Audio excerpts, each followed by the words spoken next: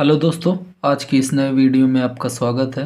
तो मैं आपको भौतिक विज्ञान का अनसॉल्व पेपर करा रहा हूँ। इसमें आज आपको पाँचवें सेट का चौथी वीडियो ये बता रहा हूँ। ठीक है दोस्तों, तो इसमें मैंने अभी तक आपको ये सभी एक एक क्वेश्चन का हल करवा चुका हूँ। ठीक है, तो आप लोग देख सकते हैं ये सभी क्वेश्चन मैंने आपको नोट्स पर एक एक क्वेश्चन का हल बताया है।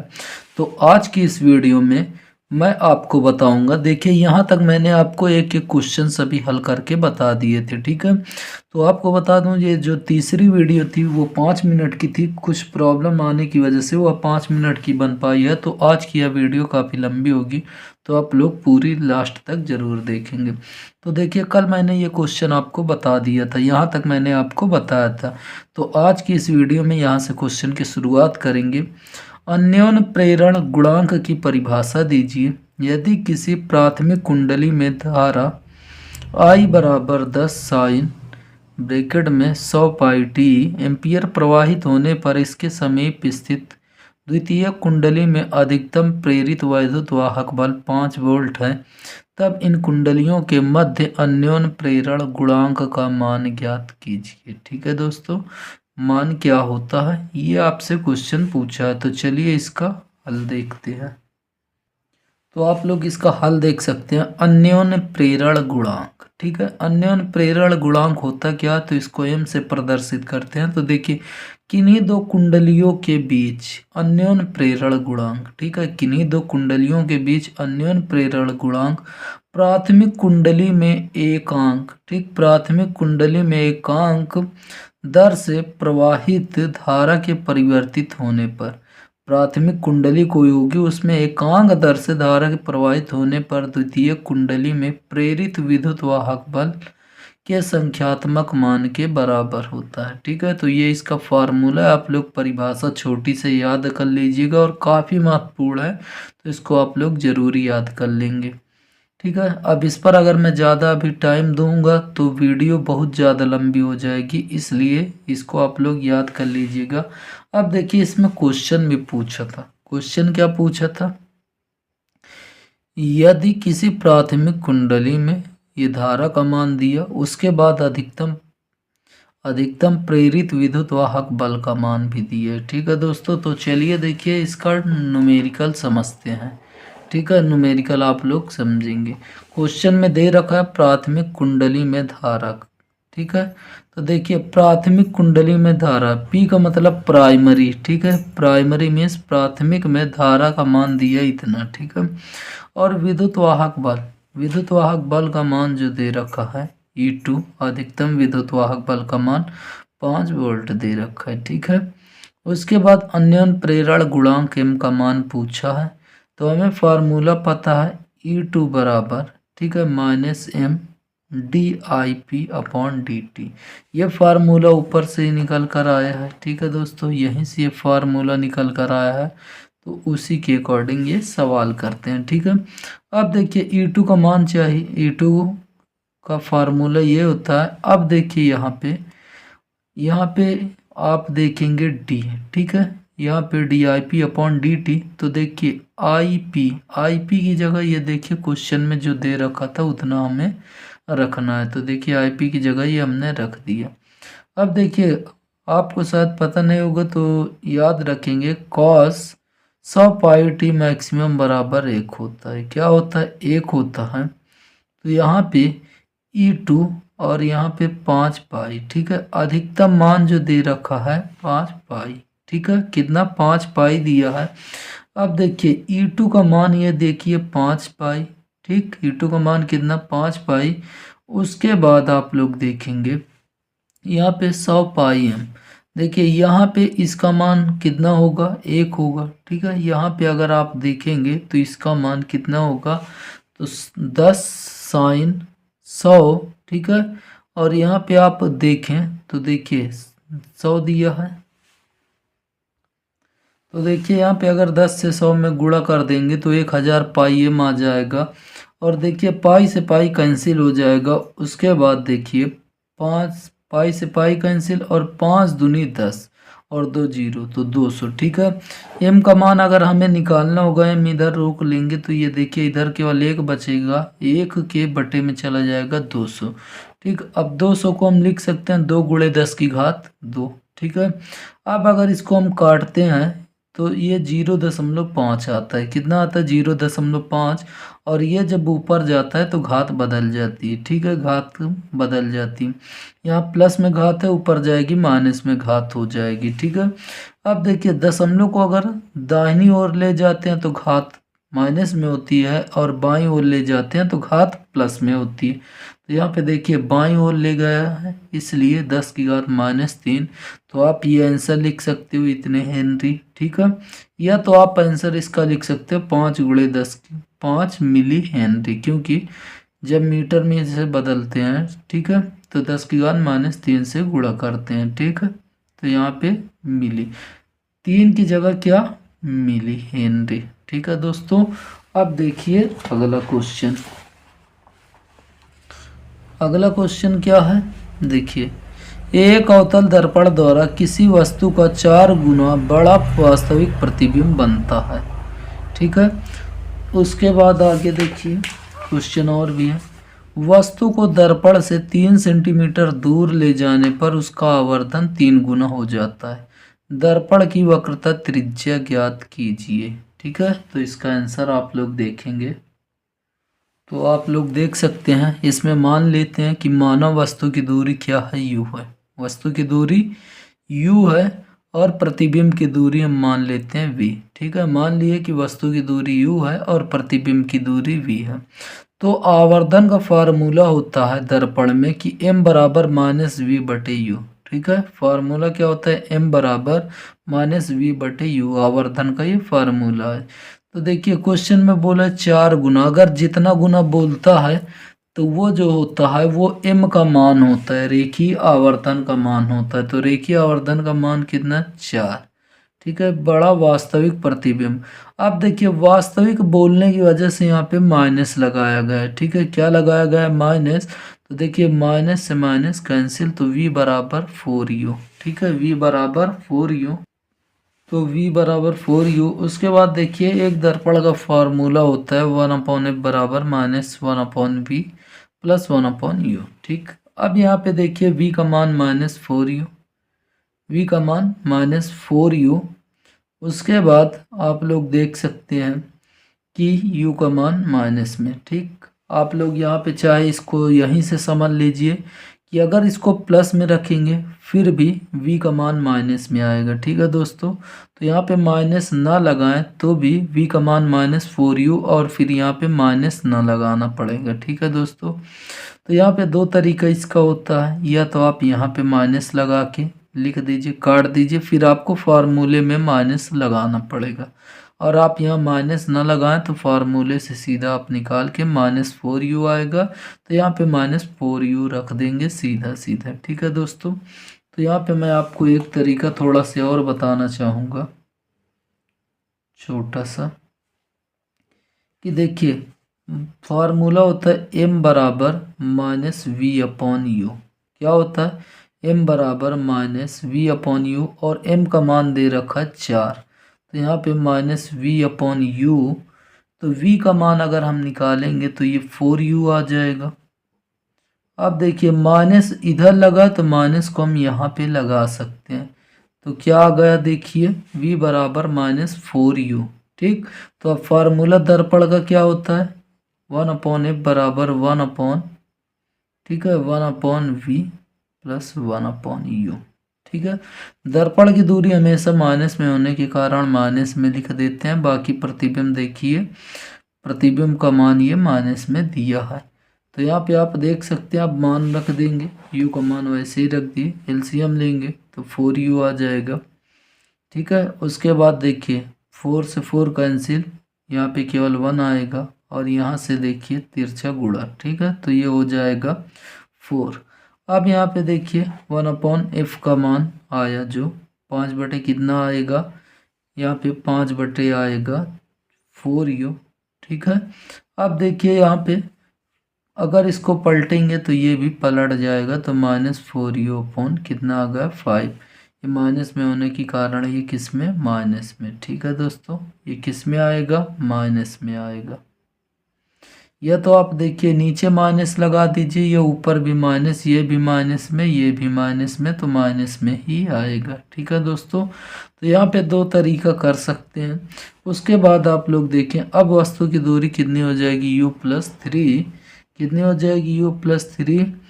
तो प्रतिबिंब को हम क्या मान लेते हैं, v'। तो यहाँ पे फिर वही फार्मूला लगाएंगे, m बराबर v/u। तो m का मान दिया है -3 और v'/u+3। तो v' का अगर मान निकालेंगे तो इसका इधर गुणा कर देंगे। ठीक है, इसका इधर गुणा करेंगे तो यहाँ पे 3u+3। ठीक, फिर दर्पण का फार्मूला लगा देंगे। दर्पण का फार्मूला जैसे लगाएंगे, देखिए v' का मान हम यहाँ पे माने, तो v' का मान यहाँ पे रख दिया गया। उसके बाद सीधा यहाँ पे u। ठीक, u का मान u+3। ठीक, जब इसका एलसीएम लेंगे तो एलसीएम इसका आएगा, एलसीएम -3 u+3। ठीक, और ये ऊपर जितना है पूरा बच जाएगा। यहाँ पे u से u+3 ये कैंसिल हो जाएगा, यहाँ पे केवल 1 बचेगा। ठीक है, उसके बाद देखिए यहाँ इसका तिरछा गुणा हो जाएगा, तो ये कितना आ गया, तो आप देख सकते हैं इसको जैसे ही पलट देंगे -3 u+3/4। समीकरण ये 3 बन गया। ठीक है, समीकरण 3 बन गया। तो समीकरण 2 व 3 से आप लोग नोट किए होंगे, तो समीकरण 2 और 3 से अगर इसको हल करते हैं तो यहाँ पर आ जाता है टोटल, देखिए 4u/5 और 3u+3/4।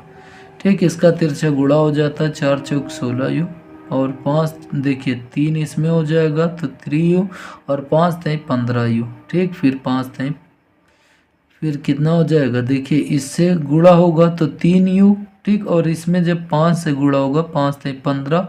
अब देखिए ये इसमें भी गुणा होगा तो 3 3 9, 9 5 45। ठीक है, तो देखिए अब अगर ये प्लस में इधर आएगा तो माइनस में हो जाएगा, 16 में से 15 जाएगा, केवल u बचेगा 45। ठीक है, 5 से काटेंगे 5, देखिए 5 से काट देंगे 5 9 45। ठीक है, 5 9 45 और ये 4। u का मान ये कहाँ से आया, तो u का मान देखिए 45 आप देख सकते हैं। ठीक, उसके बाद f का मान कितना है, -36 सेंटीमीटर। तो वक्रता त्रिज्या r बराबर होता है 2f। r बराबर क्या होता है, 2f, क्योंकि जो फोकस दूरी होती है वक्रता जो वक्रता त्रिज्या होती है फोकस दूरी की 2 गुनी होती है। तो यहाँ पे आप लोग देख सकते हैं इसका आंसर कितना आएगा, 72 सेंटीमीटर। ठीक है दोस्तों, तो आप लोग इसको हल कर लेंगे। उसके बाद अब देखिए अगला क्वेश्चन। अगला क्वेश्चन क्या है यहाँ पे,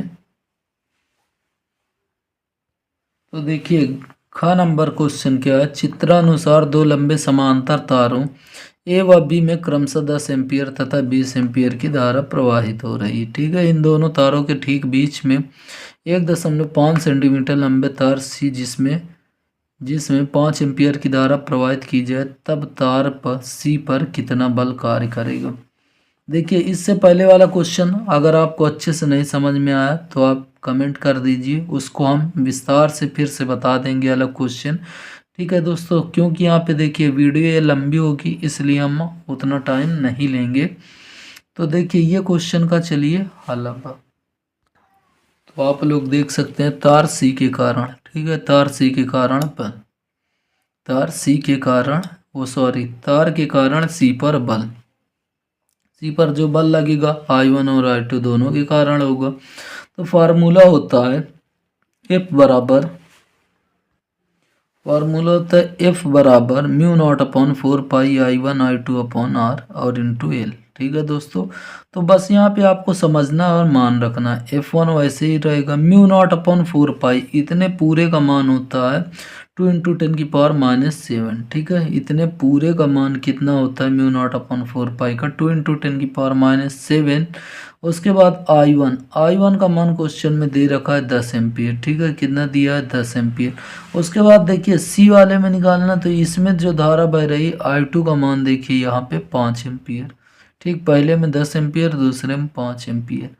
उसके बाद आर, आर का मान देखिए, टोटल ये दोनों के बीच की दूरी दी है, तीनों के बीच की दूरी 20 सेंटीमीटर, लेकिन जब इसका आधा निकालेंगे इसके मध्य में तो ये आएगा 10 सेंटीमीटर।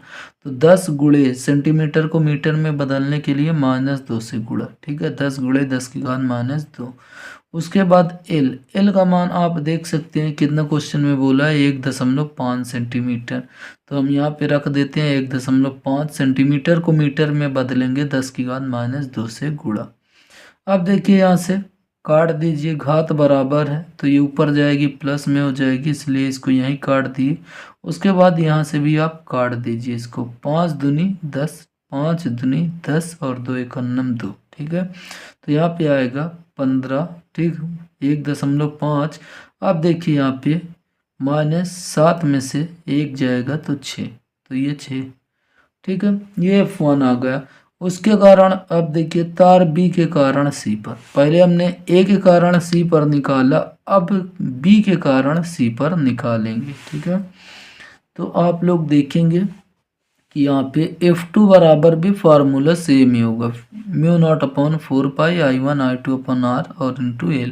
तो देखिए μ0/4π का मान होता है, ठीक है, 2 × 10⁻⁻7 I1। अब देखिए बी वाले में 20 एम्पियर की धारा प्रवाहित हो रही है, यहाँ पे 20 एम्पियर की धारा और सी में 5 एम्पियर, तो I1 का मान 20 और I2 का मान 5, ठीक। अब दूरी, इसके भी बीच की दूरी कितनी होगी, 10 गुणे 10 की घात -2, ठीक है। लंबाई भी सेम होगी। अब इसको वैसे काट भी लेंगे, 5 दूनी 10 और 2 एकम 2, ठीक। तो यहाँ पे कितना आएगा, अब देखिए 15 दूनी 30, 15 दूनी कितना होता है 30, -7 में से, ठीक है, -7। अब देखिए यहाँ पे -7 लिखा गया। अब देखिए यहाँ पे ऊपर ले गए हैं, ठीक है, यहाँ भी काट सकते हैं, इसको ऐसे काट देंगे तो ये लिखने की ज़रूरत नहीं होगी। तो यहाँ पे देखिए चाहे आप ऊपर ले जाकर काट दीजिए या तो नीचे से ही काट सकते हैं। तो -7 और ये -2, ये ऊपर गया तो ये प्लस में, तो ये कैंसिल। अब देखिए जब दशमलव को दाईं ओर ले जाते हैं, दाईं ओर ले आएंगे तो 10 की घात माइनस में बढ़ेगी और बाईं ओर ले जाएंगे 10 की घात प्लस में होगी। तो देखिए एक अंक इधर ले जाएंगे तो 10 की घात 1 हो जाएगी, 10 की घात 1 अगर हम घटा देंगे -7 में से तो 6 आएगा, ठीक है। अब देखिए क्वेश्चन में आगे क्या है, चूंकि दोनों बल एक दूसरे के विपरीत हैं, ठीक है, अतः सी पर नेट बल जो होगा F2 - F1 होगा, F2 - F1 होगा। तो F2 का मान देखिए क्या है, 3 गुणे 10 की घात -6 और F1 का मान अभी आपने निकाला 1.5 गुणे 10 की घात -6। अब देखिए यहाँ से घात बराबर है तो इसको हम कॉमन भी ले सकते हैं, तो 3 में से 1.5 जाएगा तो ये बचेगा 1.5, ठीक। तो यही इसका आंसर होगा, ठीक है दोस्तों। तो इसको आप लोग अच्छे से लगा लीजिएगा। चलिए अब नेक्स्ट क्वेश्चन देखते हैं। अगला क्वेश्चन क्या है, किसी सेल के आंतरिक प्रतिरोध का सूत्र ई वी तथा आर के पदों में प्राप्त कीजिए, जहां ई वी तथा आर क्रमशः सेल का वैद्युत वाहक बल, बाह्य प्रतिरोध के सिरों के बीच विभवांतर तथा बाह्य प्रतिरोध है। तो देखिए इसका आंसर, अब सॉरी यार उससे पहले आप देख सकते हैं इसके बाद जो क्वेश्चन था ये अथवा करके, तो अथवा में करना नहीं था। तो अगला क्वेश्चन क्या है, समतल ध्रुवित प्रकाश, ठीक है, ये क्वेश्चन देखेंगे उसके बाद ये क्वेश्चन। तो समतल ध्रुवित प्रकाश क्या है, अपवर्तन द्वारा ध्रुवित प्रकाश कैसे प्राप्त करते हैं, पोलराइड के उपयोग बताइए, ठीक है। तो ये क्वेश्चन देखेंगे उसके बाद ये वाला क्वेश्चन। तो आप लोग समतल ध्रुवित प्रकाश क्या है लिखेंगे, जब साधारण प्रकाश को टूरमैलीन क्रिस्टल पर डाला जाता है तो निर्गत प्रकाश में वैद्युत वेक्टर के कंपन सीमित होकर केवल एक ही दिशा में रह जाता है, तो ऐसे प्रकाश को समतल ध्रुवित प्रकाश कहते हैं, ठीक है। जब साधारण प्रकाश को टूरमैलीन क्रिस्टल पर डालते हैं तो निर्गत प्रकाश में वैद्युत वेक्टर कंपन सीमित होकर केवल एक ही दिशा में, ठीक है, एक ही दिशा में होने के कारण ही इसे क्या बोलते हैं, समतल ध्रुवित प्रकाश। एक दिशा में नहीं होगा तो इसे समतल ध्रुवित नहीं बोलेंगे। तो इसके बाद भी क्वेश्चन पूछा था अपवर्तन द्वारा ध्रुवित प्रकाश कैसे प्राप्त करते हैं। ठीक है, उसके बाद आगे भी क्वेश्चन पूछा, तो इसका आंसर आप लोग लिखेंगे। तो देखिए अपवर्तन द्वारा प्रकाश का ध्रुवण कैसे प्राप्त करते हैं। तो देखिए यदि समान मोटाई की कांच की प्लेटें जिनके सम्मुख पृष्ठ एक दूसरे के समांतर तथा एक के ऊपर एक रखे होते हैं, ठीक है, जैसे अगर एक के ऊपर एक रख दिया जाए, जैसे ये पन्ना है, ठीक है, ये आप पेज से देख सकते हैं, एक के ऊपर एक रखा हो इस प्रकार, तो कांच की प्लेट पर ब्रूस्टर कोण, ठीक है, ब्रूस्टर कोण पर आपतित प्रकाश प्रवर्तन के पश्चात पूर्णतः ध्रुवित हो जाती है। ध्रुवित होने के कारण ही क्या होता है, तथा प्रकाश का घटक जिसके कंपन आयतन तल के लंबवत होते हैं प्रत्येक पृष्ठ से परावर्तित होता रहता है। ठीक है, अब ये इस प्रकार रखा होने के कारण उस पर जब ब्रूस्टर कोण पर प्रकाश आपतित होती है तो बार बार उसी में क्या होता है, कंपन होता रहता है। ठीक है, परावर्तित होता रहता है तथा समांतर प्लेटों से बार बार अपवर्तन के पश्चात वह प्रकाश जिसके कंपन आपतन तल के समांतर होता है किरण में रह जाता है। ठीक है, कुछ क्या होगा, किरण में रह जाएगा तथा निर्गत प्रकाश में आंशिक समतल ध्रुवित प्रकाश प्राप्त होता है। तो इस प्रकार समतल ध्रुवित प्रकाश भी क्या होता है, प्राप्त हो जाता है। अब पोलराइड के उपयोग, ठीक है, पोलराइड के उपयोग क्या है, तो फोटोग्राफी कैमरे में, 3D चलचित्र कैमरों में, उसके बाद कार व अन्य वाहनों की हेडलाइटों में। ठीक है, तो यहाँ पे पोलराइडों का उपयोग किया जाता है। अब देखेंगे आप लोग अगला क्वेश्चन। अगला क्वेश्चन क्या है, देखिए इसके बाद ये क्वेश्चन है किसी सेल के आंतरिक, ये क्वेश्चन मैंने अभी आपको पढ़ा था और आप लोग ये क्वेश्चन देख सकते हैं। ठीक है, तो इसका सीधा आंसर बताते हैं आपको। तो देख सकते हैं यहाँ पे चित्र से आपको समझना होगा। देखिए मान लेते हैं माना सेल का विद्युत वाहक बल ई है। ठीक है, माना सेल का विद्युत वाहक बल ई है तथा टर्मिनल विभवांतर वी है। माना सेल का विद्युत वाहक बल ई तथा दोनों के सिरों के बीच टर्मिनल विभवांतर वी है। ठीक है, तथा आंतरिक प्रतिरोध आर और बाह्य प्रतिरोध कैपिटल आर है। ठीक है, बस इसमें 4 पॉइंट दिए, चारों को लिख देते हैं रचना में। माना सेल का विद्युत वाहक बल ई है तथा विभवांतर वी है, टर्मिनल विभवांतर वी है, आंतरिक प्रतिरोध आर तथा बाह्य प्रतिरोध कैपिटल आर है। अब उसके बाद यहाँ पे मान लेते हैं, देखिए यह इतना मान लिए, फिर परिपथ का कुल प्रतिरोध, परिपथ का कुल प्रतिरोध जो है वो होगा आर प्लस स्मॉल आर। ठीक है, तो ये कुल प्रतिरोध लगे हुए।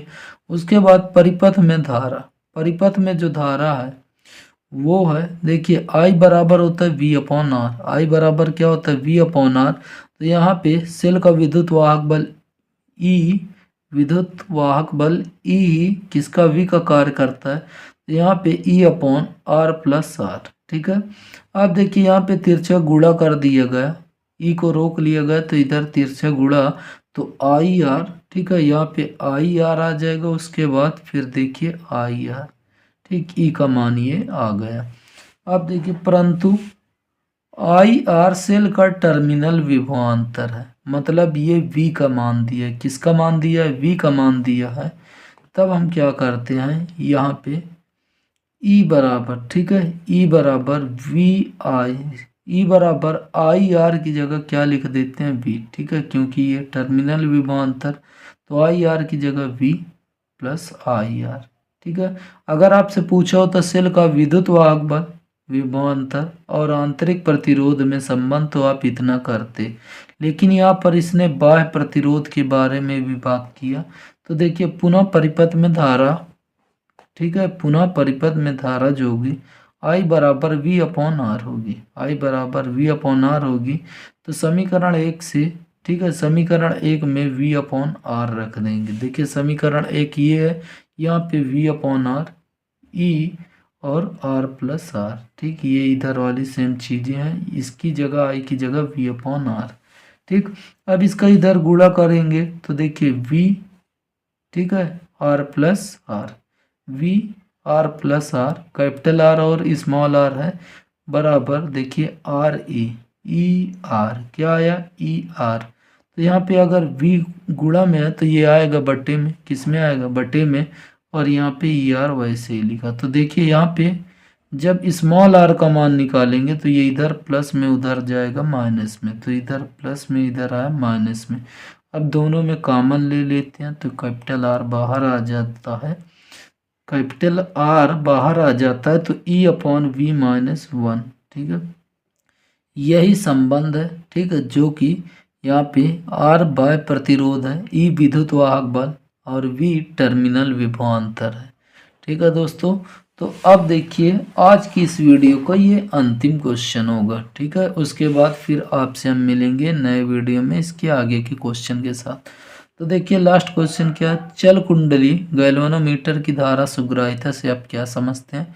एक गैल्वेनोमीटर का प्रतिरोध 50 ओम है, ठीक है। उसके बाद आप लोग ये क्वेश्चन देखिए पढ़ लीजिए। चलिए इसका हम आंसर की बात करते हैं। तो आप लोग देखिए धारा सुग्राहिता, इसको मैंने पहले